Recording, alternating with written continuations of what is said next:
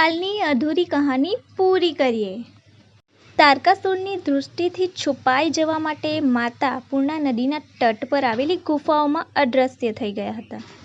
નારદ મુનિએ તારકાસુરને જણાવ્યું હતું કે તે કોઈ સામાન્ય સ્ત્રી નથી, પરંતુ તે ઈશ્વરીય માયા છે। ત્યારથી આ સ્થળ માયાદેવી તરીકે ઓળખાયું। આ પવિત્ર ગુફામાં દેવી માયાદેવીની દુર્ગા માતાના સ્વરૂપ જેવી ત્રિમૂર્તિ બિરાજમાન છે।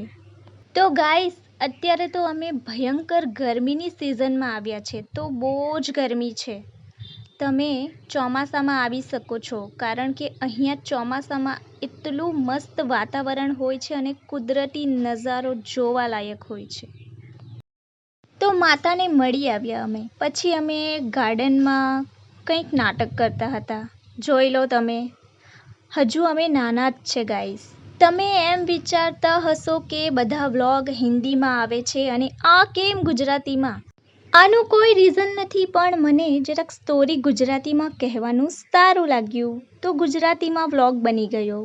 અને તમને ગુજરાતીમાં વ્લોગ જોઈતા હોય તો કમેન્ટમાં કહેજો।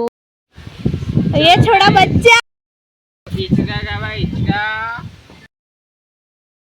ચાલ જા હિચકા ગાવા હિચકા। તો ત્યાંથી અમે ઘરે જવા માટે નીકળ્યા, પરંતુ અમને એક મસ્ત લોકેશન મળી ગયું। આટલું સુંદર લોકેશન હોય અને આપણે ફોટો વિડીયો ના લઈએ તો શું કામનું?